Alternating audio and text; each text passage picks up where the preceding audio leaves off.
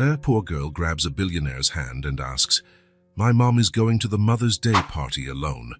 Can you go with her and pretend to be my dad?" What happens next is surprising. The dashboard clock showed nearly 4 in the afternoon when Grant Whitaker loosened his tie. He was returning from a visit to the factory in the Northern Industrial District, a trip that should have only taken half a day, but was extended due to problems on the production line. The negotiations with the union had been tense, and his patience was wearing thin. The sky was beginning to cloud over as the car glided along the asphalt. Grant sighed, tired. At 42, soon with dark hair already slightly grey at the temples, he had achieved almost everything a man could professionally desire. At least that's what everyone said. Suddenly, the GPS made a strange sound, and the screen went black. "Great," he muttered, giving the dashboard a light tap. He was in an area he didn't know, with no idea how to get back to the main highway. The clouds now looked darker, threatening rain. He tried restarting the device a few times as without success. His phone had GPS, but the battery was nearly dead after a day of calls and emails. He needed to save it for emergencies. By the time he realized it, he was in a clearly residential neighborhood. The houses were modest, painted in colors faded by time. Children played on the narrow sidewalks, and people were returning from work carrying grocery bags. "I'll have to stop and ask for directions," he thought, looking for some kind of business, but the neighborhood seemed to be predominantly residential, with not many shops in sight. After a few minutes of driving aimlessly, Grant noticed a lot of activity in front of a brick building. A school, he concluded, upon seeing children with colorful backpacks. Some mothers waited at the gate, others went inside with their children, carrying packages and flowers. He parked the car near the entrance and got out, adjusting the navy blue suit he was wearing. He intended to approach one of the adults milling about, but before he could take a few more steps, he felt something tug at his hand. Looking down, he saw a girl of about 5, with brown hair in pigtails and a slightly faded floral dress. She carried a backpack almost the size of her body and was watching him with curiosity. "Your car is pretty," she said, her eyes shining with admiration. "It's the prettiest one I've ever seen." Grant looked around, searching for the child's guardian, but she seemed to be alone. "Thank you," he replied, not quite sure how to proceed. He wasn't used to talking to children. The girl smiled, revealing a gap where a baby tooth was missing. "So you look important," she continued, "with that suit and that shiny car." Grant couldn't help but smile slightly. "I'm a little lost," he admitted. "My GPS broke." Then, a new idea seemed to light up her entire face. She looked toward the schoolyard, then back at Grant. When she looked at him again, there was a surprising determination in her eyes. There's a party at school today," she began, her voice now lower. "It's Mother's Day." Grant then noticed the decorations on the school gate, colorful posters with hearts, paper flowers, and banners wishing Happy Mother's Day. The women entering the school were carrying gifts. Some were accompanied by husbands, others entered alone, holding their children's hands. Before he could say goodbye, the girl took a step forward, looking directly into his eyes. Her small hands gripped the strap of her backpack tightly. "My mom is going to the Mother's Day party alone," she said suddenly, the words rushing out. "Can you go with her and pretend to be my dad?" The question hit Grant like a punch to the gut. He stood completely paralyzed, unable to form a response. I don't think," he started. But then he looked at the girl again. There was something in her eyes, a mix of hope, sadness, and courage, that completely disarmed him. It was as if a wall inside him simply crumbled. "My mom always gets sad at this party," the little one continued, her voice now almost a whisper. "The other moms have someone. She just stands in the corner by herself." "When is this party?" he asked, surprising himself. "Today, in a little bit. It's already starting." "What's your name?" he asked. "Myla," she replied, her smile returning. "And my mom is Audrey. She's pretty. You'll like her." A voice in his head told him this was crazy, walking into a school party at the invitation of a child he had just met, to pretend to be her father in front of a woman who didn't even know he existed. Grant ran a hand through his hair, undecided. His every instinct told him to get in the car and drive away. But something inside him couldn't say no to those hopeful eyes. Yes, I can. The words escaped before he could stop them. Mila's face lit up instantly. Really? You're really coming? Grant took a deep breath, straightened his tie, and nodded. Yes, I'll go. Mila gave a little jump of joy and held out her hand to him, like an official guide ready to lead the way. Then come on, let's go in. The mom's play is about to start. Grant took the small, outstretched hand and let her guide him. As they walked toward the schoolyard, he wondered what exactly he was getting himself into. The yard was transformed. Red hearts hung from the ceiling, paper roses decorated the walls, and colorful banners with affectionate messages crossed the space. Tables arranged in a circle offered cakes, pies, and juice. In the center, a small makeshift stage had been set up, with curtains decorated with paper flowers. All around, mothers and children mingled, some accompanied by fathers, uncles, or grandfathers. The children ran around excitedly, many holding small gifts wrapped in colorful paper. The teachers, wearing name tags with hearts, were guiding the families through the program. There! Exclaimed Mila, pointing to a woman arranging flowers in vases on a long table. Grant saw her immediately. Brown hair tied in a simple bun, a light blue dress, delicate movements as she worked. As they approached, Mila let go of his hand and ran to her mother. Mommy, Mommy, I brought a surprise! Audrey turned, smiling at her daughter, but her smile froze when she saw Grant standing a few steps away. The confusion on her face was evident. Mila, who is... she began, but the girl was already making the introductions. This is my daddy.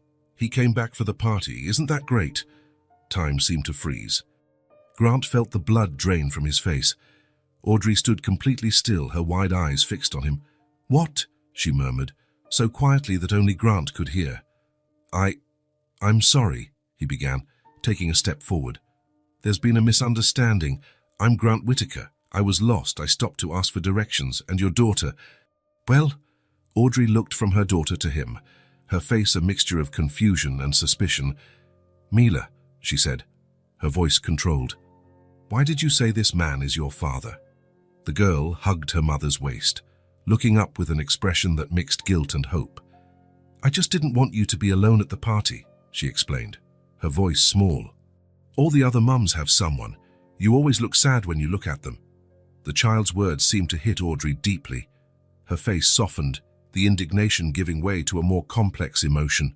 She knelt, bringing herself to her daughter's eye level. Mila, sweetie, we can't just ask strangers to pretend to be your dad, she explained gently. Ah, that's not right. But I see you when you look away and sigh, Mila insisted, her eyes filling with tears. I just wanted to make you happy today. Audrey hugged her daughter tightly, hiding her own face for a moment. When she stood up again, there was a moist shine in her eyes, but she was smiling at Grant.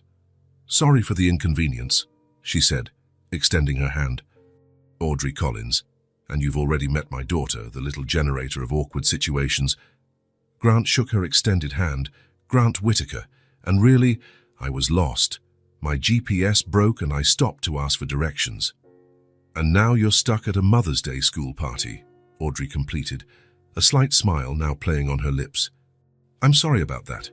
Don't be, he replied, surprising himself with the sincerity in his voice. It's nice to be here. A bell rang, drawing everyone's attention. The principal, a middle-aged woman in a floral dress, stepped onto the small stage. Dear mothers and family members, welcome to our Mother's Day celebration. The children have prepared special performances for you. Please, find your seats. Mila grabbed Grant's and her mother's hands, pulling them toward the chairs arranged in front of the stage. Come on, I'm dancing in the third song. They sat down, Mila in the middle, swinging her legs with excitement. Grant observed the families around them. Fathers had their arms around their wives' shoulders. Grandmothers took pictures with their phones. Single mothers like Audrey exchanged knowing smiles with each other. The lights dimmed and the curtains opened. A group of small children dressed as flowers appeared, reciting a poem about mothers. The childish voices, some off-key, filled the room with an almost palpable sweetness. Look, whispered Mila, pointing to a girl dressed as a sunflower. That's my friend Zoe, Audrey smiled, the pride visible on her face. She looks beautiful. Grant felt strangely comfortable in this setting, so different from his usual world. The performances continued. Songs, poems, a short play.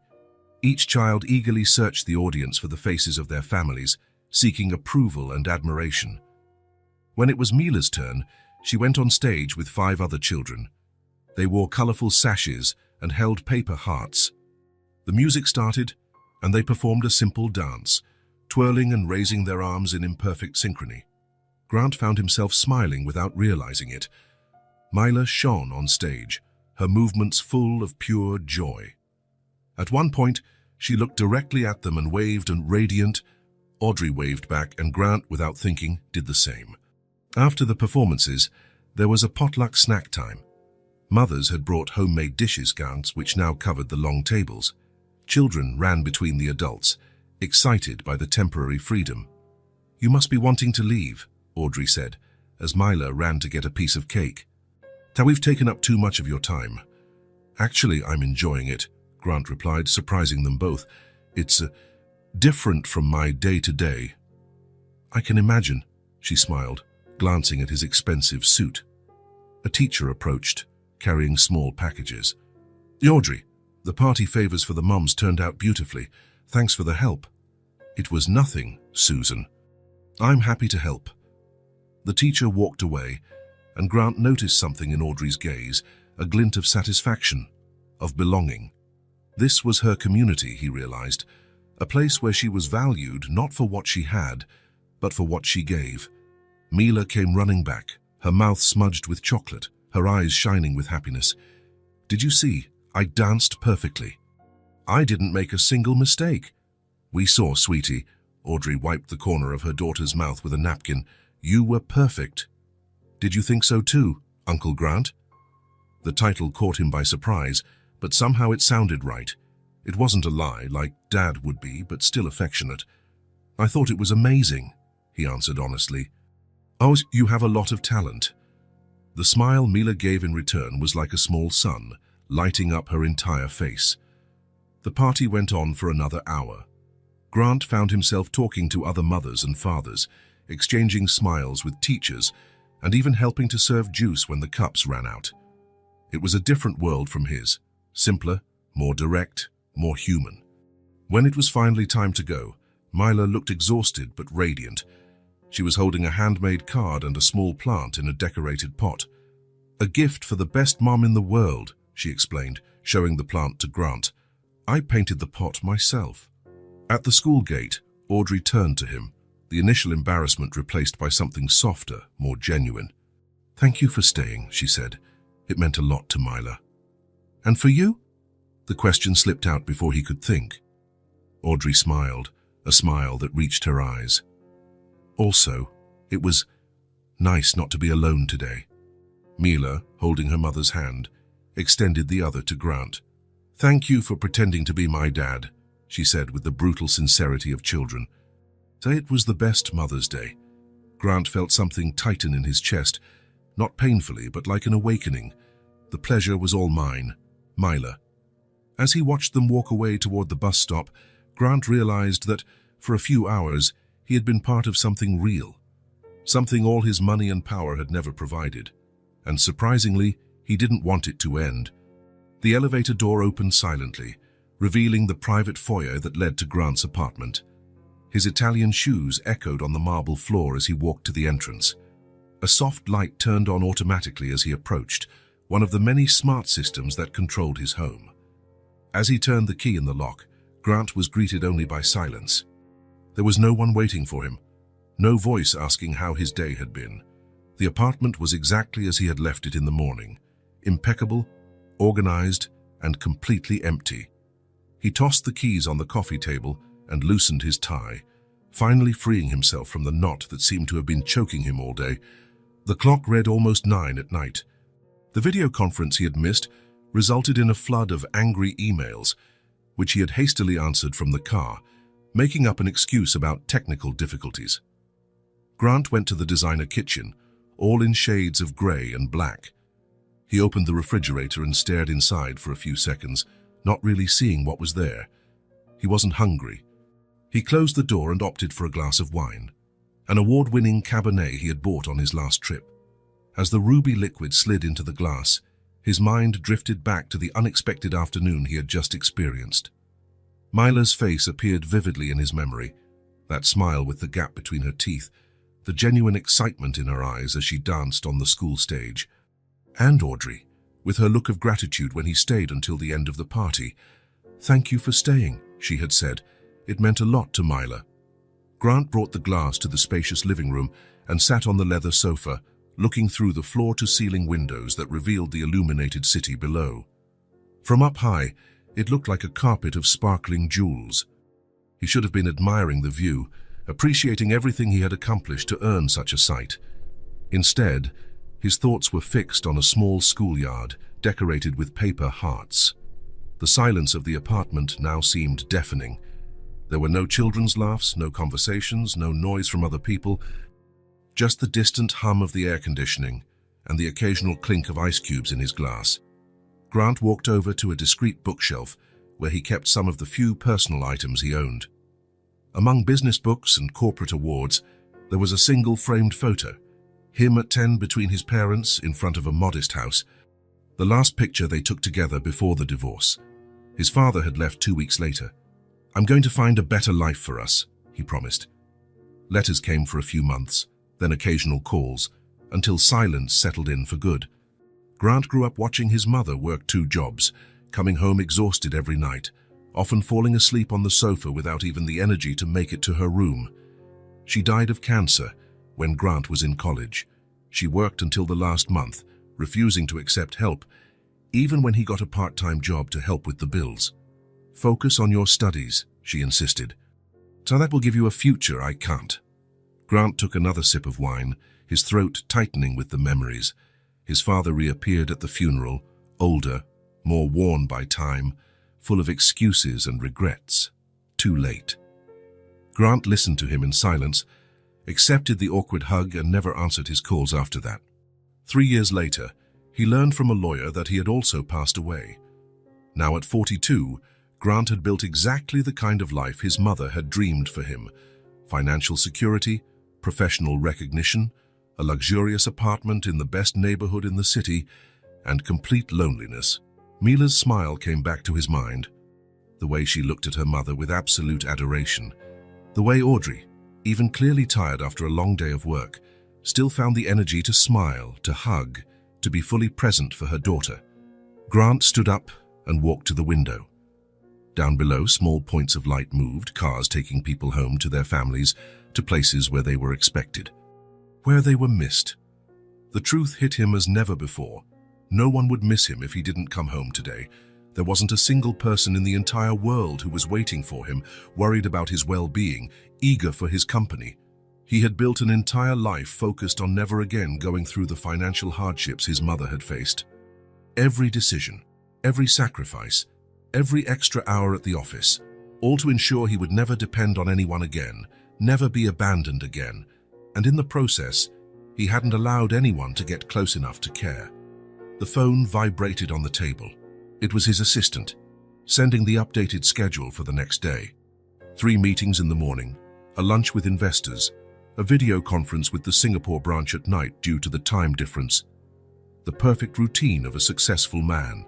Grant put the phone aside without replying. He finished his wine and poured himself another glass. For a moment, he imagined what it would be like to come home and find someone waiting. Someone who would ask about his day, share dinner, bring life to these empty walls. Myla's words echoed in his mind. "Can you go with her and pretend to be my dad?" Such a simple, direct question. And for a few hours, he had experienced a glimpse of a different life. Not as a father, of course, that would be absurd, but as someone who mattered to other people, someone whose presence made a difference. Grant placed the empty glass on the table and sat down again. The silence seemed to press on his ears, as if it were getting denser, heavier with each passing minute. His mother used to say that silence could be a friend or an enemy, depending on what was in your heart. And when you're at peace with yourself, silence is comforting, she would explain. When you're not, it screams louder than any noise. That night, the silence screamed. It screamed about choices made, paths not taken, connections avoided. It screamed about a life built around material security, but empty of meaningful relationships. Grant picked up the remote and turned on the television, just for some background noise. A news anchor was talking about the global economy, corporate mergers, the stock market, the world he lived and breathed every day. But the words seemed distant, disconnected from the feeling that now filled his chest. The images of Mila and Audrey kept coming back. The genuine gratitude in their eyes, the simplicity of their thanks. The way that, for a few hours, he had felt something different, something he couldn't name, but that left an even bigger void when it was over. The silence surrounding him now was not just the absence of sound, it was the absence of purpose beyond work, the absence of true connection, the absence of someone to share both the triumphs and the defeats with. Grant turned off the television. The silence returned, heavier than before, and for the first time in many years, he allowed himself to feel how much that silence hurt. Grant couldn't concentrate on work all morning. Sitting in his spacious office overlooking the city, he read and reread the same report without absorbing a single word. The spreadsheets on the computer screen were a blur of meaningless numbers. His mind kept going back to the schoolyard, to Mila's smile, to Audrey's grateful look. "Mr. Whitaker, is everything all right?" The voice of Caroline, his assistant, brought him back to reality. She was standing at the door, holding a folder of documents with a worried expression. "Yes, Caroline, just thinking. You seem distant today, sir. Can I get you some coffee?" Grant glanced at the clock, almost 3 in the afternoon. Mila's school should be ending around 4 Chuan if it was like most schools. "No, thank you. Actually, I'm going to leave early today, cancel my last meeting." Caroline looked surprised. Grant never left before 8, but simply nodded. "Should I give a specific reason?" "Say an unavoidable personal commitment came up." 20 minutes later, Grant was driving through the city streets, aware that he was doing something completely out of his routine. He had memorized the way back to that simple neighborhood without needing the GPS. Part of him questioned what he was doing, what madness this was. Another part, however, felt a strange urgency, as if he were answering a call he didn't even know existed. He parked a block from the school, just as he had the day before. Wearing a more casual suit today, he got out of the car and walked to the gate, feeling strangely nervous. "What am I doing here?" he asked himself for the 10th time. There was no party today, no excuse for his presence, just an inexplicable need to see that child again, to check if she was okay. He stood a few feet from the entrance, watching. Children began to leave in small groups, some accompanied by adults, others apparently allowed to go home alone. Teachers supervised the dismissal, saying goodbye with smiles and waves. That's when he saw her. Mila came out of the building, carrying the same backpack that was disproportionate to her size, her school uniform slightly too big for her small frame. She seemed to be looking for someone, probably her mother. Then her gaze met Grant's. For a moment, she seemed not to believe what she was seeing. Then, her face lit up with a smile that made something inside Grant stir. "You came back," Mila exclaimed, running toward him with an excitement that drew curious glances. Grant felt momentarily uncomfortable with the attention, but the girl's smile was too contagious to care. "I was passing by and thought I'd say hello," he lied, trying to sound casual. Mila stopped in front of him, breathless from the run, her big eyes studying his face as if trying to solve a mystery. "Did you come to pick me up? Mommy only gets here later. She's working." Grant hesitated. He hadn't planned for this. In fact, he hadn't planned for anything beyond seeing her again. "Not exactly. I just wanted to know how you were after the party yesterday." "It was the best party," she exclaimed, bouncing slightly. "Everyone liked our dance, and the teacher said I did great, and Mommy loved the pot I painted." Her excitement was infectious. Grant found himself smiling without realizing it. "Where does your mother work?" he asked, genuinely curious. Mila's smile faded a little. "She cleans houses and offices. Today she's in a big building downtown. She's a cleaner." There was a disarming simplicity in the way Mila spoke, without shame or embarrassment, just stating a fact. "And she picks you up afterwards?" Mila shook her head. "No, I wait at Mrs." Beth's house. She pointed to an elderly woman watching over some children. Mommy picks me up there when she finishes work, sometimes really late. Grant nodded, absorbing the information. I see. And you like staying at Mrs. Beth's house? The girl shrugged. It's okay, she's nice, but the house smells like medicine and she sleeps a lot. Sometimes I get hungry because she forgets to make dinner. Grant's heart ached at that sincere confession. And your mom? Doesn't she leave a snack for you? Myla fiddled with her backpack strap, suddenly interested in her own shoes. Sometimes. But yesterday there was nothing at home to bring. Mommy said she'll buy food when she gets paid on Friday. Grant felt as if something heavy had settled in his chest. The girl talked about going hungry with the same nonchalance she talked about school. Did she manage to send a snack today? He asked, trying to keep his voice neutral. Mila shook her head. No, we're out of everything. But it's okay, Mrs. Beth probably has crackers. A teacher approached, looking at Grant with suspicion. Hello, Myla. Is this gentleman your relative? Before Grant could explain, Myla answered with conviction. It's Uncle Grant. He came to the party yesterday. My mom knows him. The teacher looked at Grant, still wary. Are you authorized to pick Mila up? No, I'm not, he answered honestly. I just stopped by to say hello. She's going with Mrs. Beth, as usual. The mention of the known caregiver seemed to reassure the teacher, who nodded. I see. Well, Mila, Mrs. Beth is waiting. You'd better not be late. I'm coming, teacher, Myla replied, but made no move to leave. When the teacher walked away, she looked at Grant with a suddenly serious expression. Are you coming back tomorrow too? The question caught Grant off guard. He hadn't thought about it. Part of him knew he should say no, end this strange connection before it became more complicated. But another part, the same part that had brought him here, couldn't resist the hope in her eyes. Maybe, he replied cautiously. If I can get out of work early. Myla's face lit up again. I hope you can. Tomorrow I have math. It's my favorite. The elderly woman called from the gate. Mila, let's go, dear. It's getting late.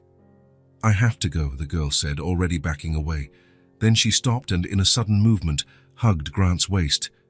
It was so quick he barely had time to register it. A light, almost ghostly touch before she ran off. Bye, Uncle Grant. Grant stood still, watching as she ran to the elderly woman, and the two walked away down the sidewalk. Something inside him had shifted, as if a long-closed door had been thrown wide open. Over the next 3 days, Grant rearranged his meetings, delegated tasks, and left the office at the same time, always meeting Mila at the school gate. The girl was already waiting for him with a smile, as if she were absolutely certain he would come. In their quick chats before she left with Mrs. Beth, Grant learned more about her life. Her mother worked at 3 different places during the week. They lived in a small one-bedroom apartment, where Mila slept in the bed and Audrey on a mattress on the floor. They didn't have a television, but her mother always got books for her from the public library. Sometimes, when the money ran out before the end of the month, they had only bread and butter for dinner or drank tea to trick their tummies, as Myla explained matter-of-factly. On the 4th day, Grant arrived earlier. He stopped at a delicatessen on the way and bought fresh sandwiches, fruit, juice, and some sweets. He put everything in a plain paper bag, without the logo of the expensive store. When Mila spotted him at the gate, she ran as usual, but stopped, curious, when she saw the bag. What's that? She asked, pointing. A snack, Grant replied, handing the bag to her. I thought you might be hungry today. Myla's eyes widened. She opened the bag and peeked inside, her expression changing from curiosity to astonishment, then to joy. Is this for me? That's great. Mommy didn't send anything today because there was no food at home, she said, her voice overflowing with genuine gratitude, as if Grant had given her the most precious gift in the world. Grant felt a lump in his throat. A 5-year-old child shouldn't be so grateful for a simple snack. A child shouldn't know what it's like to have no food at home. There's plenty in there, he said, trying to control the emotion in his voice. You can share with Mrs. Beth if you want. Mila shook her head, holding the bag like a treasure. I'm going to save it to share with Mommy. She comes home so tired from work. That response only made the lump in Grant's throat grow larger. A child who thought to save food for her mother when she was clearly hungry herself. Just then, Mrs. Beth approached. She was an elderly woman with white hair and a slightly stooped walk with a kind though tired expression. Hello, she greeted, looking at Grant with curiosity. You must be the uncle Mila won't stop talking about. Grant extended his hand. Grant Whitaker. I met Mila and her mother at the school party. The old woman nodded, shaking his hand. Beth Oliveira. I look after Mila when Audrey is working, which is almost always, poor thing. She lowered her voice. Hey, it's good to see Mila so excited. That girl deserves more joy in her life. Grant agreed silently. Mrs. Beth looked at the bag Mila was holding. What's in there, dear? Uncle Grant brought a snack, Mila exclaimed, showing the contents. There's a sandwich and juice and even chocolate. The woman gave Grant a grateful look. How kind. My pantry is almost empty today. You know how it is, end of the month. This will help a lot. Grant felt a pang of guilt. He had never had to worry about empty pantries or the end of the month. As Mrs. Beth talked about how her pension barely covered her medication, he thought about how many people like her and Audrey lived invisibly in the eyes of people like him. Fight we have to go, Mrs. Beth said finally. Mila, thank your uncle. Thank you, Uncle Grant, the girl smiled, that smile he now eagerly awaited to see every day. You're welcome, Mila. See you tomorrow. She nodded energetically. Tomorrow is Friday. Mommy gets paid and we're going grocery shopping. As he watched the two walk away, Grant made a decision. He took out his phone and called his assistant. Caroline, I need you to do some research for me. I want information on food assistance programs for schools in low-income neighborhoods and also on scholarships for low-income children. A new company project, sir? Caroline asked him, surprised. Grant hesitated. No. A personal project. After hanging up, he returned to his car, but didn't go home or to the office. Instead, he drove to a large supermarket. As he walked through the aisles, filling his cart with non-perishable food, fruit, hygiene products, and school supplies, he thought about how his life had changed in just 5 days. Before his concerns revolved around quarterly reports, stock quotes, and market strategies. Now, he couldn't stop thinking about a 5-year-old girl who saved food for her tired mother. An elderly woman with an empty pantry, a woman who cleaned all day and could barely feed her daughter. At the checkout, when the cashier asked if he wanted the receipt for his records, Grant hesitated. The purchase was too large to seem casual, but too small to raise much suspicion. He opted not to, paid in cash, and took everything to the trunk of his car. Tomorrow would be Friday, the day Audrey got paid. The day there would finally be food in their house. For how long, he didn't know. What he did know was that he would return to the school gate, and the day after, and the day after that, and that the paper bag with sandwiches was just the beginning. As he drove back to his silent apartment, Grant thought about the irony. He had built an entire career aimed at the financial security his mother never had. He had accumulated wealth, power, status, and now, for the first time, he felt he might have found a purpose for it all in a place he never would have imagined, through an unexpected request from a child he hadn't known a week ago. The lump in his throat was still there, but now it was accompanied by a different feeling, something that felt strangely like hope. The week passed quickly. Grant's daily ritual transformed. Now, instead of staying at the office late, he rearranged his schedule to be at the school gate at 4 in the afternoon. Caroline, his assistant, no longer questioned his early departures, though her curious gaze followed him as he left the building carrying small packages. Every day, Grant brought something different for Mila. On Monday, it was fresh fruit. On Tuesday, a children's storybook she mentioned loving at the library. On Wednesday, a small set of colored pencils. On Thursday, a thermal lunchbox with colorful compartments. Simple gifts, nothing ostentatious, nothing that would draw too much attention. Mila received everything with the same genuine joy, her eyes shining as if each small item were a priceless treasure. More than once, Grant had to swallow his emotions seeing her marvel at things most children would consider mundane. During these brief encounters, before Mrs. Beth took her, Grant pieced together the puzzle of Mila and Audrey's life. He found out that Audrey worked as a cleaner in 3 different locations, a commercial building downtown on Mondays and Tuesdays, a residential complex on Wednesdays and Thursdays, and private homes on Fridays and occasionally Saturdays. She got up at 5 every morning to get Mila ready for school and often returned only after 9 at night, exhausted. On Friday, Grant arrived earlier than usual. He had carefully planned this moment. In the trunk of his car, a large package waited, wrapped in plain paper. He waited until most of the children had left and then spotted Mila chatting excitedly with a classmate. When she saw him, as always, her face lit up and she ran toward him. "Uncle Grant, you came again," she exclaimed, stopping in front of him, breathless from the run. "I promised I would, didn't I?" he replied, smiling. In recent days, he realized he smiled more than he had in the last few years combined. Mila nodded happily. Grant noticed her uniform was clean, but visibly worn. The sleeves were too short.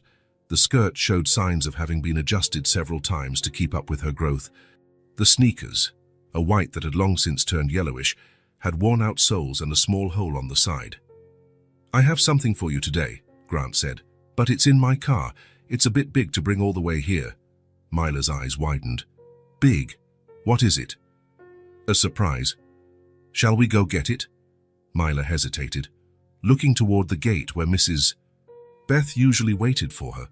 "Mrs. Beth," Grant followed her gaze. "I don't think she's here yet. We can wait for her if you prefer." The girl bit her lip, thoughtful. "Sometimes she's late when she has to go to the doctor.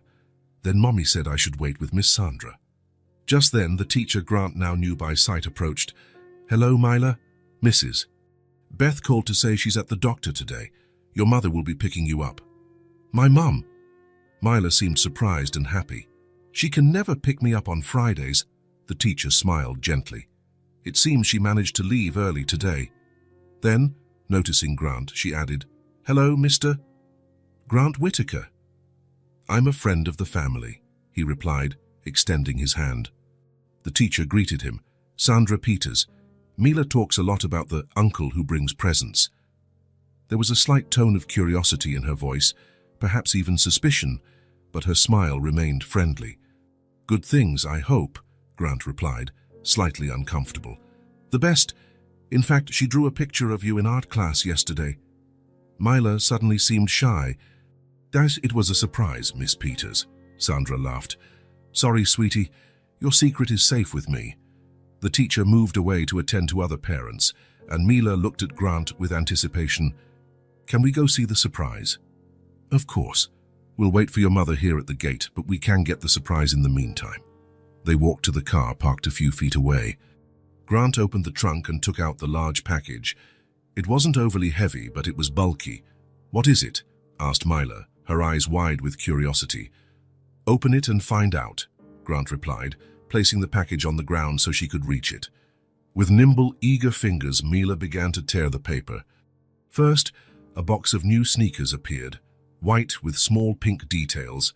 Next, a complete school uniform, exactly like the one she was wearing, but new and in the right size. Finally, a navy blue backpack with colorful details filled with school supplies, notebooks, pencils, erasers, rulers, everything a child could need. Mila stood completely still, looking at the items with an expression Grant couldn't decipher. For a moment, he feared he had gone too far, crossed some invisible line. "If you don't like them, we can exchange them," he said, uncertain. Mila finally looked up at him, and Grant saw her eyes were filled with tears. "Thank you. My things were old, but Mommy didn't have money to buy new ones." Her voice was almost a whisper. Something inside Grant tightened. He knelt down to her level. "Hey, no need to cry. Everyone deserves new things once in a while." Mila nodded, wiping her eyes with her hand. "The backpack is the prettiest I've ever seen. And the sneakers, too." She touched each item with reverence, as if they were made of gold. "Can I really keep all of this?" "Of course you can. It's all yours." The girl smiled through her tears. Then, in a sudden movement, she threw her arms around Grant's neck, hugging him tightly. "Thank you, Uncle Grant. You're the nicest person in the world." Grant felt a lump in his throat. He awkwardly returned the hug, noticing how small and fragile she was in his arms. How could a child be so moved by such basic things? Things that every child should have as a right and not a privilege. Myla. A female voice interrupted them. Grant stood up and saw Audrey approaching quickly. She looked tired, with visible dark circles under her eyes, but her face lit up when she saw her daughter. Then, her eyes landed on Grant, and her expression changed to surprise, then confusion. "Mr. Whitaker, what are you doing here?" Before Grant could answer, Myla ran to her mother, dragging the new backpack. "Mommy, look what Uncle Grant gave me." New sneakers and a uniform and a backpack full of stuff. Audrey looked at the gifts, then at Grant, a shadow crossing her face. "Myla, sweetie, can you go over there with Miss Sandra for a minute? I need to talk to Uncle Grant." Myla hesitated, seeming to sense the tension. "But Mommy..." "Just a minute, honey." "Please." Reluctantly, Myla took the backpack and walked over to the teacher, looking back several times. As soon as the girl was out of earshot, Audrey turned to Grant, her eyes now hard. "What is the meaning of this? Why are you giving expensive gifts to my daughter?" Grant hadn't anticipated this reaction. "Joyce, they're not expensive, they are to me," Audrey interrupted. "I don't know what's going on here, but I don't need charity." The word charity hit him like a slap. "It's not charity. I just wanted to..." "What? What exactly does a businessman who's never seen us before the party want with a 5-year-old girl?" There was genuine concern in her voice, beyond the indignation. "I've seen you here every day. Miss Sandra told me. You've been showing up with gifts, snacks." "It's not what you're thinking," Grant hurried to say. I enjoy her company." "Mila is a special kid." Audrey crossed her arms. "I don't understand. What do you want?" The question hung between them, direct and challenging. Grant realized he didn't have a simple answer. What did he want? Why was he here every day, bringing gifts, talking to a child he barely knew? "I can explain," he said finally, "but not here. Maybe we can talk somewhere more private." Audrey studied him for a long moment, as if assessing the threat. Finally, her shoulders slumped slightly. "All right, we can go to my place. It's not far from here. We can walk." Grant nodded, relieved. "I'll park the car properly and meet you." 10 minutes later, they were walking through the narrow streets of the neighborhood. Mila walked ahead, skipping and proudly showing off her new backpack to anyone who would look. Audrey and Grant followed in uncomfortable silence. "She seems happy," Grant commented, trying to break the ice. Audrey looked at her daughter, and her face softened. Yes, she always wanted a backpack like that. She saw it in an ad in a magazine in the dentist's waiting room. "I'm sorry if I overstepped," Grant said. "It wasn't my intention to offend you," Audrey sighed. "You didn't offend me. You just worried me. Myla gets attached to people easily, and I don't want her to be disappointed when you get tired of this, whatever this is." Her frankness caught him off guard. "I don't plan on disappearing," he replied, surprised by his own certainty. "People always disappear, Mr. Whitaker, especially people from worlds different from ours." Before he could respond, Myla called out from a small 3-story walk-up building. "We're here, Mummy. Let's go show my new presents to my dolls." They climbed 2 flights of stairs to a narrow hallway where several doors lined up. Audrey opened the 3rd door, revealing a small but impeccably clean and organized apartment. The living room and kitchen formed a single space. A small worn sofa occupied one wall, in front of a low coffee table. In the opposite corner, a 2-burner stove, a tiny sink, and an old refrigerator made up the kitchen. A half-open door showed a bedroom where Grant could glimpse a single bed with a colorful quilt, obviously Myla's space. "It's not much, but it's our home," Audrey said, noticing his gaze. There was a challenge in her voice, as if expecting judgment. "It's cozy," Grant replied honestly. "You keep it very well." Myla ran to the bedroom with her new treasures, leaving the adults in the living room. "Can I offer you a glass of water?" Audrey asked, heading to the kitchen. "I don't have anything else. We're out of food. Today is grocery day." Grant felt a pang in his chest. "Water is great, thank you." While Audrey filled a glass, Grant observed the apartment more closely. There was no television, but a small makeshift bookshelf held children's books.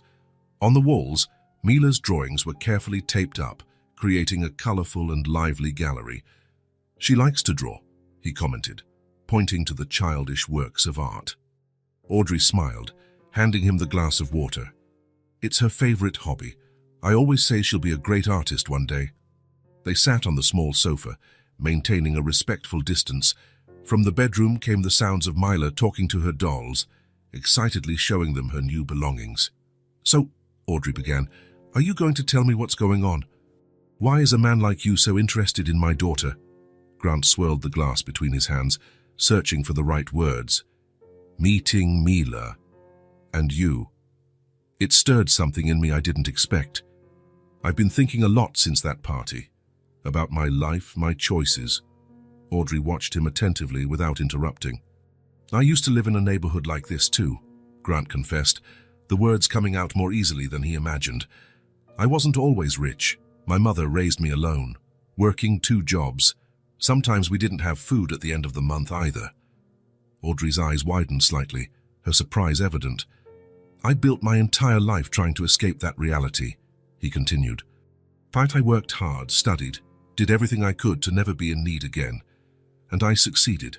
I have more money than I ever dreamed of. But I also have an empty life, with no one who really cares if I come home or not." Grant paused, surprised by his own honesty. "Meeting Mila, it made me remember things I had buried a long time ago. The simplicity, the genuine joy in small things, and it made me want to help because I know exactly what it's like to be on the other side." A silence settled between them, filled only by the distant sounds of Mila playing. "Why my daughter?" Audrey asked finally, her voice softer now. "Why us?" Grant gave a small smile. "Because she approached me that day. Because she had the courage to ask a stranger for help when she saw her mother in need. Because she made me feel something I thought was dead. Her company does me good."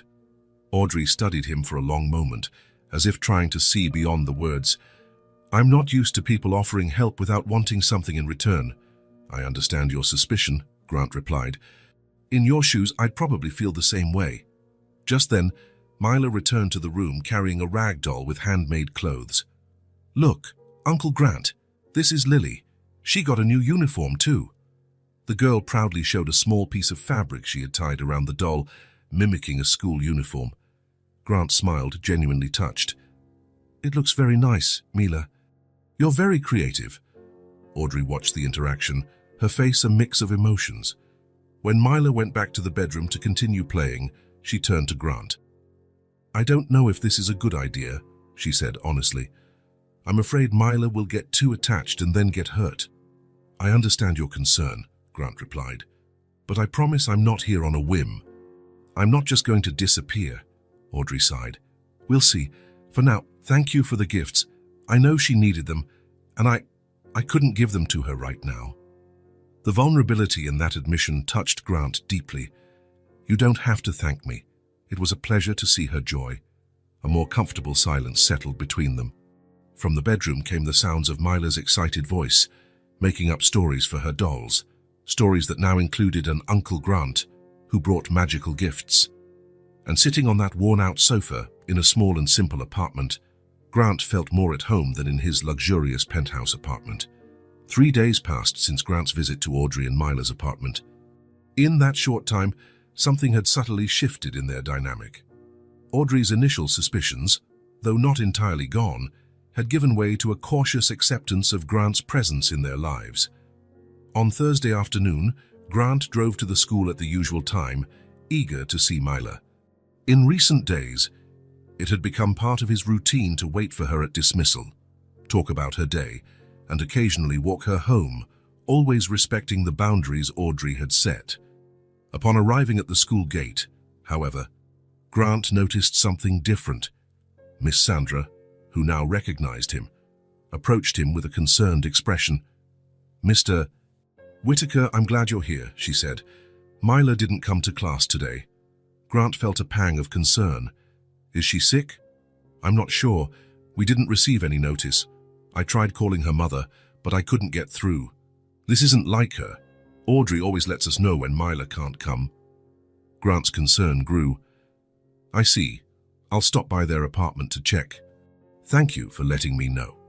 20 minutes later, Grant was hurrying up the stairs of the small building.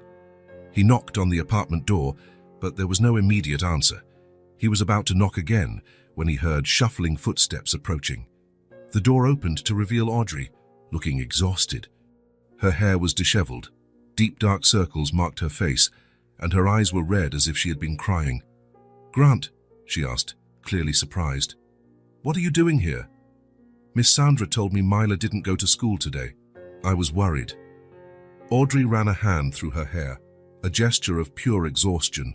"Myla's sick. High fever since last night." The door opened wider, and Grant could see the small living room. On the worn-out sofa, wrapped in a thin blanket, was Myla. Her usually rosy face was pale, except for cheeks flushed with fever. Even from where he stood, Grant could see the sweat on her forehead and how her breathing seemed a bit labored. "May I come in?" he asked, his concern evident in his voice. Audrey hesitated for only a second before opening the door wider. "Of course," Grant entered and approached the sofa. Myla opened her eyes at the sound of his footsteps, and a small, weak smile appeared on her feverish face. "Uncle Grant," she murmured, her voice hoarse. "You came to visit me." He knelt beside the sofa, feeling the heat radiating from the little girl. "Hey, little one, you're not feeling well, are you?" Myla shook her head. "My throat hurts, and I'm cold, even under the blanket." Grant looked at Audrey, who remained standing, her arms crossed as if trying to protect herself. "How long has she been like this?" "It started last night," Audrey replied. "I thought it was just a cold, but the fever kept rising. I gave her the fever reducer I had at home, but it doesn't seem to be helping much." Grant gently touched Myla's forehead. It was far too warm. "Have you seen a doctor?" A flash of anguish crossed Audrey's face. I couldn't take her. My boss said if I missed today, I'd lose my job. I asked Mrs. Beth to stay with her, but she's also sick this week." Grant understood the impossible dilemma. A single mother having to choose between caring for her sick daughter or keeping the job that paid the bills. It was a choice no one should ever have to make. "We're taking her to the hospital now," he said decisively. Audrey bit her lip, clearly distressed. "I can't afford a doctor. The neighborhood clinic is under renovation, and the next closest one has a waiting list of hours." "It doesn't matter," Grant interrupted gently. "The most important thing is to take care of her. I know a good children's hospital 20 minutes from here. We can go in my car." For a moment, Grant thought she would refuse. Audrey's pride and independence were traits he had already noticed and admired. But then Myla coughed, a harsh sound that seemed to hurt her small throat, and Audrey's expression changed. "Okay," she agreed, her worry overriding any other consideration. "Let me just grab a few things." While Audrey gathered documents and a change of clothes for Myla, Grant sat on the edge of the sofa. Myla looked at him with eyes bright with fever. "Are we going for a car ride?" she asked, trying to sound cheerful despite her obvious discomfort. "Yes, we are. To a place where nice doctors will help you feel better." Myla made a small face. "I don't like doctors. They have needles." Grant smiled, trying to reassure her. "But they also have colorful stickers and lollipops for brave kids." That coaxed a small smile from her, quickly followed by another coughing fit. Grant's heart sank. How could a child so full of life seem so fragile all of a sudden? Audrey returned with a small bag and Myla's coat. "We're ready." Grant lifted Myla into his arms, surprised by how light she was. The blanket wrapped around her seemed to swallow her whole. She rested her head on his shoulder, and Grant could feel the heat of the fever through his shirt. The walk to the car was silent, each lost in their own worries. Grant settled Myla in the back seat with Audrey beside her, holding her hand. Throughout the drive to the hospital, he watched in the rearview mirror as the mother whispered words of comfort to her daughter, stroking her hair, wiping sweat from her forehead. The pediatric hospital was modern and well-equipped. Grant knew the medical director.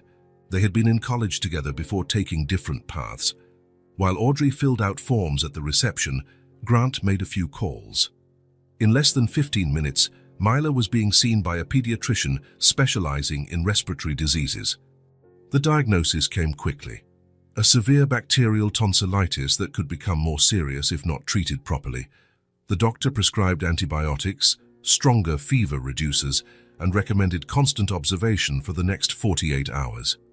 Grant watched from a distance as Audrey held Myla's hand during the first dose of intravenous medication. The girl was scared but trying to be brave. Audrey, for her part, maintained a comforting smile, though Grant could see the fear in her eyes. When the nurse finally placed the colorful sticker on Myla's arm, as promised, the girl looked at Grant with a small smile of triumph, despite the pain and exhaustion. At that moment, sitting in a hospital waiting room, watching a mother and daughter face another challenge together, Grant realized how much his life had changed in such a short time. A few weeks ago, he would have been in his office, worried about numbers, contracts, and deadlines. Now nothing seemed more important than seeing the sparkle return to the eyes of a little girl who had unintentionally found her way into his heart. The 3 days following Myla's admission to the hospital were intense. Grant took turns with Audrey at the hospital, allowing her to rest for a few hours while he stayed by the little girl's side. The tonsillitis had been more severe than initially thought, requiring potent antibiotics and constant monitoring. Grant cancelled meetings, delegated projects, and, for the first time in years, put his work second. Caroline, his assistant, was perplexed by her boss's change in behavior, but followed his instructions without question. On the morning of the 4th day, the doctor finally delivered the news they had been waiting for. Myla was out of danger and could go home. She would still need to rest and continue her medication, but the worst was over. "She's a fighter," the pediatrician commented as she signed the discharge papers. "She didn't even cry when we changed her IV line." Grant smiled, proud, as if he were the girl's father. "She's the bravest kid I know." Audrey, who had slept only a few hours the night before, looked simultaneously relieved and exhausted. When Myla appeared in a hospital wheelchair, a standard protocol for discharge and even if the patient could walk, her little face was still pale, but the sparkle was gradually returning to her eyes. "Look, Mommy, I got a bear from Nurse Laura," she exclaimed, showing off a small teddy bear dressed as a doctor. Audrey knelt before her daughter, tucking a strand of hair behind her ear. "How lovely, my love. And have you named him?" Myla looked at the bear seriously, then at Grant, and then smiled. "Dr. Grant, because he helped me get better, just like Uncle Grant." Grant felt a lump in his throat. He cleared it to disguise his emotion and picked up the few bags with their belongings. "Shall we go home? I bet someone is tired of hospital food." "I want mac and cheese," Myla declared, already more cheerful. "And you shall have it," Audrey promised, kissing the top of her head. On the way to the apartment, Grant tried to broach a delicate subject he had been putting off, Audrey about the hospital expenses. "I'll pay for it," she interrupted firmly. "It may take time, but I'll pay back every penny. I can see if I can get a second job on weekends." Grant shook his head. That's not it. My company's health insurance covered everything. The only thing we need to buy are the medicines for her to continue at home." Audrey looked at him with surprise. "What do you mean? I don't have health insurance." "I know. But let's just say I know people. I managed to add Myla as a temporary dependent. It's a benefit we have for emergencies." It was a lie, of course. Grant had simply paid the hospital bill out of his own pocket, but he knew Audrey would never accept that. I don't know what to say," she murmured. "Don't say anything. The important thing is that Myla is well." When they arrived at the apartment, Grant helped settle Myla comfortably on the sofa, with Dr. Grant by her side, and a small pile of children's books he had bought at the hospital bookstore. "I'll prepare something for her to eat," Audrey said, heading to the small kitchen. Grant followed her. "I can run to the market and get whatever you need." Audrey opened the nearly empty refrigerator and sighed. "I think that would be good. I haven't had time to go shopping with all this happening." Grant made a mental list of what to buy. "I'll take care of it. And Audrey, you need to rest too. You look exhausted." She smiled faintly. "I'm fine. Mothers don't have the luxury of being exhausted. At least sit down for a bit. I'll make some tea before I go." Surprisingly, she didn't protest. She sat at the small kitchen table while Grant prepared the tea. The silence between them wasn't uncomfortable, but heavy with unsaid thoughts. "Thank you," she said finally, as he placed the steaming cup in front of her. "For everything." Grant just nodded. "I'll be back in an hour with the groceries." When he returned, carrying much more than the basics they had discussed, he found Audrey asleep on the sofa next to Myla. The girl put a finger to her lips, signaling for silence. "Mommy's tired," she whispered. She fell asleep in the middle of the story she was reading. Grant quietly put away the groceries and prepared the mac and cheese Myla had wanted so badly. When Audrey woke up about an hour later, she seemed disoriented for a few moments. "Did I fall asleep? What time is it?" "Almost 6, Grant replied, bringing a plate of pasta to Myla. "You needed to rest." "I have to work tomorrow," she said, rubbing her face. "I can't miss another day." "Myla still needs care," Grant noted. "I know," Audrey sighed. "I'll call Mrs. Beth, see if she's feeling better." The elderly woman was still sick, and Audrey looked increasingly worried.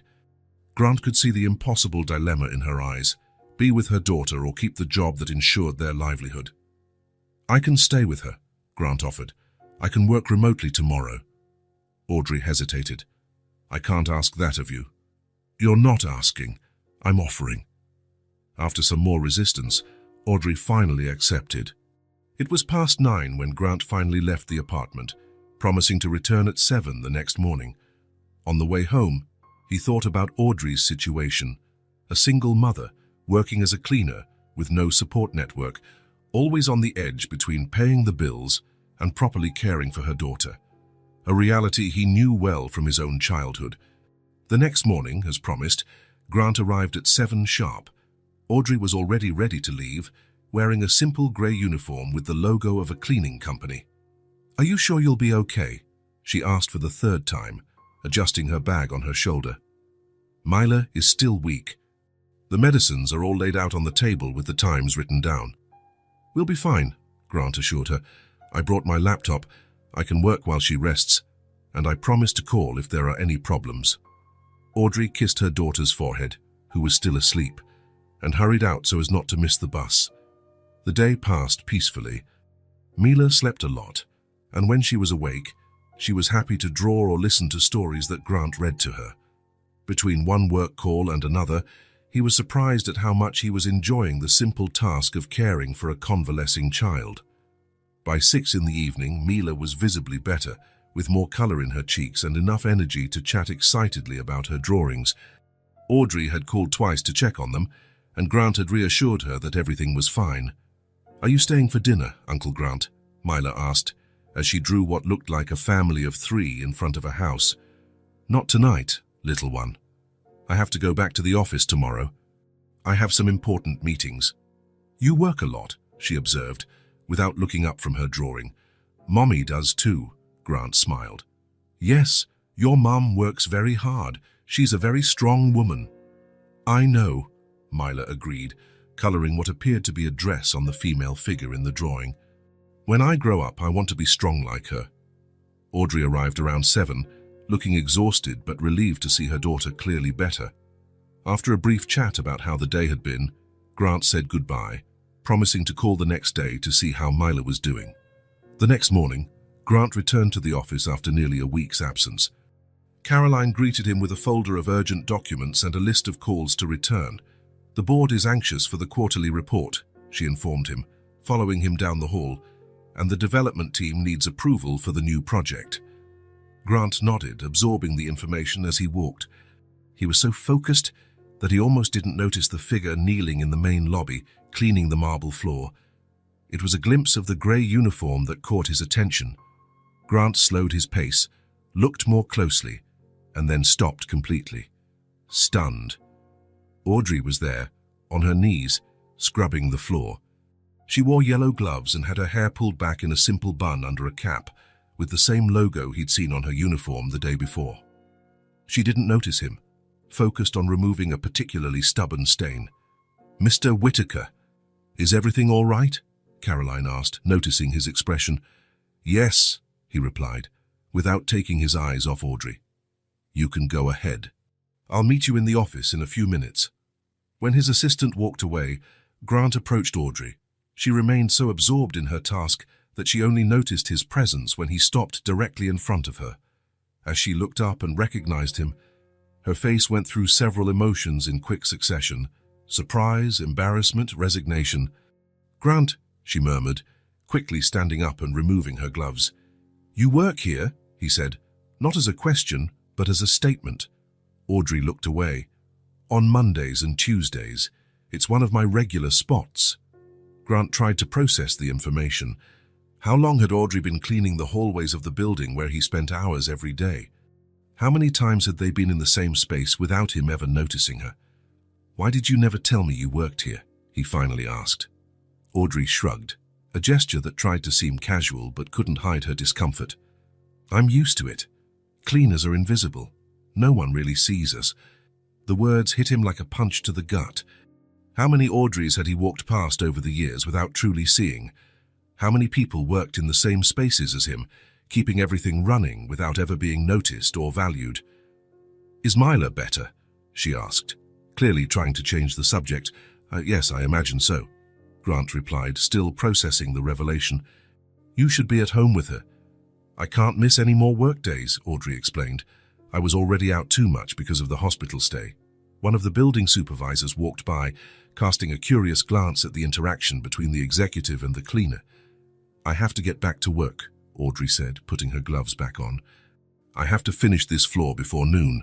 Grant nodded, still stunned. "We'll talk later." As he headed to the elevator, his mind was racing. Audrey cleaned the hallways, the bathrooms, the conference rooms where he spent hours discussing multi-million-dollar investments. She likely earned a minimum wage to keep the environment clean, where executives like him decided the fate of fortunes. In the elevator, he pressed the button for the floor where the Human Resources Department was located. Before going to his office, he needed to check something. 2 hours later, after a tense meeting with the head of HR and a few calls to the legal department, Grant finally had a plan. It wouldn't be easy and would certainly raise eyebrows, but he was determined. He called the third-party company that managed the building's cleaning services. After identifying himself as the CEO, the call was quickly transferred to the director. "Mr. Espinoza, I need a favor. One of your employees, Audrey Collins, should not return to work tomorrow. I will speak with her personally about this." There was a pause on the other end of the line. "Mr. Whitaker, if there's a problem with her service—" "On the contrary, I am very satisfied, so satisfied that I'm hiring her directly for our company. The details will be formalized by the end of the week." The next morning, Grant arrived at the office earlier than usual. He asked Caroline to call Audrey and request that she come to his office as soon as she arrived at the building. "She's not one of our employees," Caroline noted, confused. "Just make the call, please," Grant replied, offering no further explanation. At 9 o'clock sharp, there was a hesitant knock on the door. Caroline announced Audrey, one who entered the office with visible apprehension. She still wore the cleaning company's uniform, but seemed to have made an effort to look more presentable, with her hair neatly combed and tied back. "Good morning, Audrey," Grant greeted, standing to welcome her. "Please, have a seat," she complied, clearly uncomfortable in the spacious office with a view of the city. Her eyes quickly scanned the luxurious surroundings before settling on Grant. "Did something happen? Is it about Myla?" "No, don't worry. Myla is fine, I hope," he replied, sitting not behind his desk, but in the chair next to her. "I wanted to talk about you, actually." Audrey frowned, confused. "About me?" Grant nodded, choosing his next words carefully. "Yesterday, after finding out you work here, I did some research. I discovered you earn little more than minimum wage to clean 3 entire floors of this building, without proper benefits, no health insurance, no job security." Audrey looked away, embarrassed. "It's what I could find. I don't have many qualifications. I also discovered," he continued, "that you graduated high school with excellent grades, despite all the difficulties, and that you took a technical course as an administrative assistant, though you never got to work in the field." Her eyes widened slightly. How do you know that?" "I have my resources," Grant replied with a small smile. "The point is, I know you do everything for your daughter. I know this salary isn't fair for someone who works as hard as you do, and..." He paused, searching for the right words. "I've grown very fond of your company. You deserve more." Audrey stared at him, suspicious. "What are you saying exactly?" Grant opened a folder on the table and took out an envelope. "I'm offering you a job. At our company, not as a cleaner, but as an administrative assistant in the social responsibility department." He handed her the envelope. With trembling hands, Audrey opened it and took out the official letter with the company's letterhead. Her eyes scanned the document, stopping abruptly when she saw the offered salary, more than 3 times what she currently earned. This can't be right," she murmured, looking from the paper to Grant. "There must be some mistake." "There's no mistake," he assured her. "It also includes full health insurance for you and Myla, meal vouchers, transportation allowance, and flexible hours so you can be there when your daughter needs you." Audrey continued to stare at the document, as if afraid it would disappear at any moment. "Why?" she asked finally, her voice almost a whisper.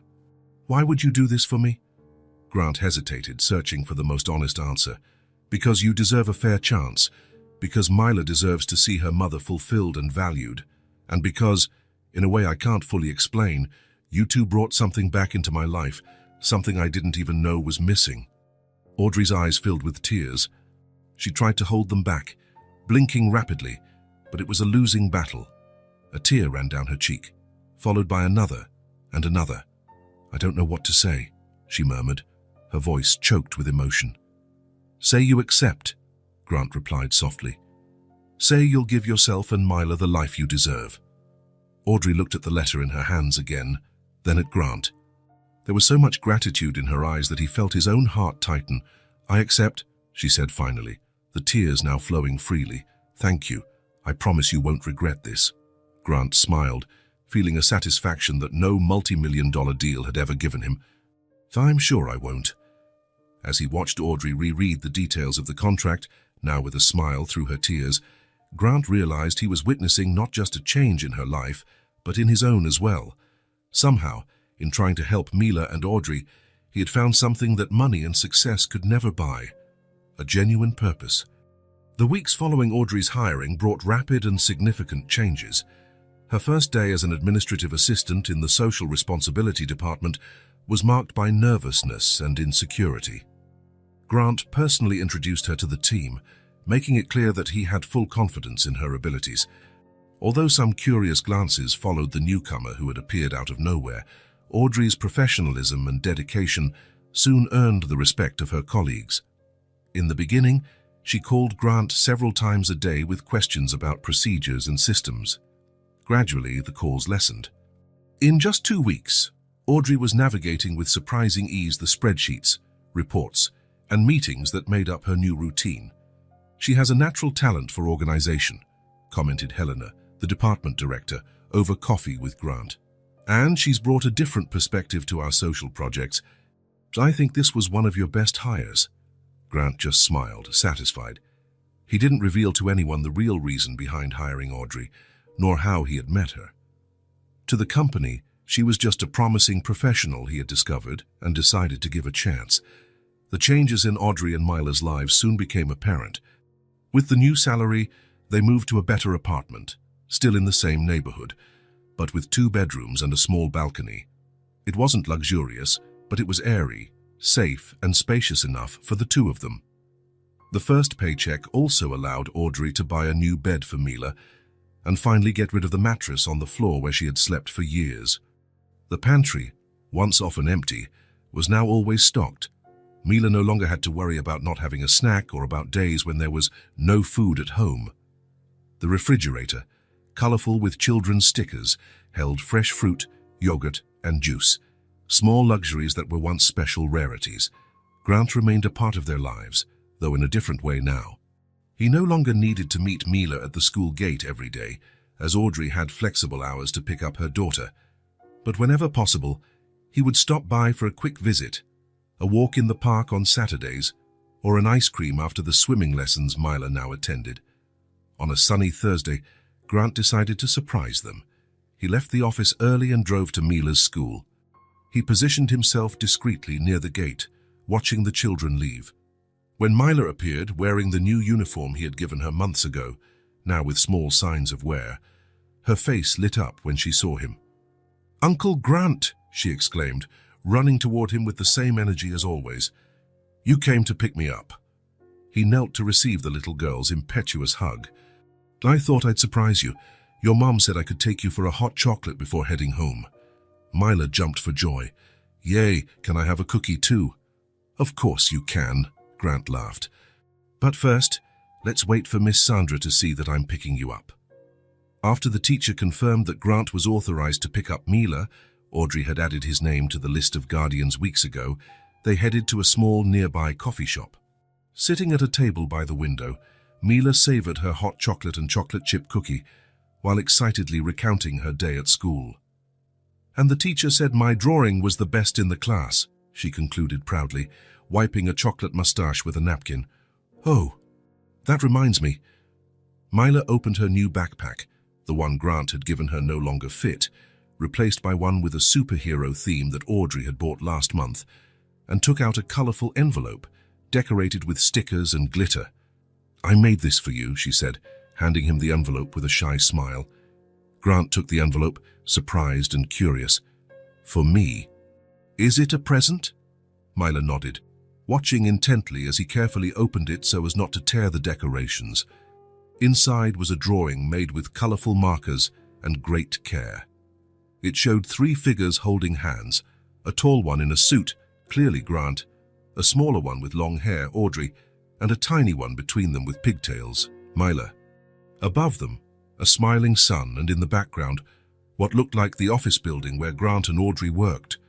But what really captured Grant's attention was the phrase written in irregular, colorful letters at the top of the drawing. "My best friend." Grant felt something tighten in his chest. He stared at the drawing for long seconds, unable to speak. "You don't like it?" Mila asked, her voice suddenly worried. "No, sweetie," he replied quickly, his voice slightly choked. "I love it. It's the most beautiful gift I've ever received." "Really?" Her eyes widened. "Prettier than a car?" Grant laughed, discreetly wiping the corner of his eye. "Much prettier than any car." Mila smiled, satisfied. "Mommy helped me with the letters, but I did the drawing all by myself. See how I drew us holding hands, like when we go to the park?" "I see," Grant replied, looking at the drawing again. "It's perfect, Mila." She took another bite of her cookie, thoughtful. "You know, I used to want you to be my dad, on the day of the party, remember? But now I think it's better that you're my best friend." Grant's heart raced with the sincerity of her observation. "Why?" he asked, genuinely curious. Mila shrugged, with the simplicity of children. "Because you only have one dad. A best friend can be forever, even if you and Mommy get into a fight one day." The unexpected wisdom of this little being left him speechless. Grant just nodded, reaching out to hold her hand across the table. "I will be your best friend forever, Mila, I promise." When they finished their snack, they walked hand in hand to the car. Grant felt the small grip of Mila's fingers in his, confident and natural, as if it had always been this way. The drawing was carefully tucked into his work briefcase. He already knew exactly where he would put it, framed on his desk at the office. "Uncle Grant," Mila called as he fastened her seatbelt. "You're coming for dinner tomorrow, right? Mommy said she's making lasagna, your favorite." "I wouldn't miss it for the world," he assured her, smiling. The next evening, Grant arrived at Audrey and Mila's new apartment carrying a bottle of special grape juice to toast with Mila and a small pot of violets for the table. The aroma of lasagna filled the air, mingling with the smell of garlic bread in the oven. "Welcome," exclaimed Mila, opening the door before he could even knock. She wore a small apron over her dress, obviously wanting to help her mother in the kitchen. The apartment, though simple, was transformed. New curtains adorned the windows, small plants brought life to the corners, and recent photographs, many including Grant, decorated the walls. It was a home in the truest sense of the word, welcoming, personal, full of life. Audrey appeared at the kitchen door, drying her hands on a dish towel. She wore a simple but pretty dress and had her hair down, a rare sight in the first few months he had known her. "Right on time," she smiled. "The lasagna just came out of the oven." The table was set with care. There was no fine china or silver cutlery, but every detail showed thoughtfulness. Folded napkins, aligned glasses, even a small flower arrangement in the center. "I helped set the table," Myla announced proudly. "And I made the name cards." Indeed, at each place was a small colored card with names written in Myla's childish handwriting. Mommy, Myla, and Uncle Grant, the last one decorated with little stars. "It's perfect," Grant praised, placing the violets in the center of the table. Audrey smiled, a different smile from their first encounters. There was a serenity about her now, a quiet confidence that made her even more beautiful. "I hope you like the lasagna," she said, serving the plates. "I followed my grandmother's recipe." The dinner proceeded with the naturalness of a family sharing not just a meal, but the stories of their day. Audrey talked about a new project at work. Grant commented on a comical meeting with investors, and Myla kept them entertained with elaborate tales of her adventures during school recess. And then Zoe said we could be astronaut princesses, but I said I wanted to be a dinosaur scientist, so we decided we would be princess scientists who study dinosaurs in space. The adults laughed at the impeccable logic of a child's imagination. Grant observed how Audrey seemed more relaxed, more confident. The chronic fatigue that had marked her face in their first meetings had given way to a renewed energy. She smiled more, laughed more openly. "I never imagined I would work on social projects," Audrey commented as she served dessert, a pudding that Myla proudly announced she had helped make. "But it's so rewarding to see how we can positively impact people's lives." "You've brought a valuable perspective to the team," Grant replied. "Helena told me your ideas for the public school project were revolutionary." Audrey blushed slightly at the compliment. "I just suggested things that would have made a difference in my own experience." "That's exactly why they're so good," Grant insisted. "You know the real needs, not just theories." After dinner, they settled in the small living room. Myla insisted on showing Grant her new board game, an early birthday present from a school friend. The three of them sat on the rug, with Myla explaining the rules in a confusing but enthusiastic manner. "No, Mommy, you can only draw a blue card if you roll an even number." Audrey feigned outrage, making her daughter laugh. "But yesterday you said it was with an odd number." "I changed the rules today," Myla explained seriously, as if it were the most natural thing in the world. As they played, following the fluid rules that Myla altered in her favor whenever convenient, Grant felt a strange sense of belonging. There, sitting on the rug of a modest living room, with a 5-year-old girl dictating the rules and a single mother watching affectionately, he felt more at home than he ever had in his luxurious apartment. "Your turn, Uncle Grant," Myla exclaimed, pushing the dice toward him. As he rolled the dice and moved his piece according to Myla's excited instructions, Grant observed the smiling faces around him. Myla's crystal-clear laugh when he landed on a bad luck space. Audrey's soft smile as she watched them, the natural way they shared that moment. Later, when Myla finally fell asleep after demanding 3 bedtime stories, one read by Audrey, one by Grant, and one improvised by both of them together, the adults sat on the small balcony, enjoying the quiet evening. "Thank you," Audrey said softly, breaking the comfortable silence. "Not just for the job, but for everything. For making Myla so happy."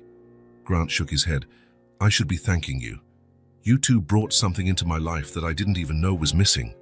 For the first time in a long time, perhaps for the first time in his adult life, Grant felt he was part of something real. It wasn't professional success. It wasn't material achievements, but this simple, genuine connection that brought him a happiness he didn't know he could feel. As he watched Audrey in the soft light of the balcony, with the distant sounds of the city in the background, and Myla's drawing still fresh in his memory, he realized a truth that had been slowly forming in his heart. He had finally found his place. Here, in this family that fate had placed in his path through the unexpected request of a brave child. And that place was worth more than all the empires he had ever built. If this story touched your heart, subscribe to the channel and turn on notifications so you don't miss the next ones. Leave a like because it helps this story get recommended to more people. See you in the next story.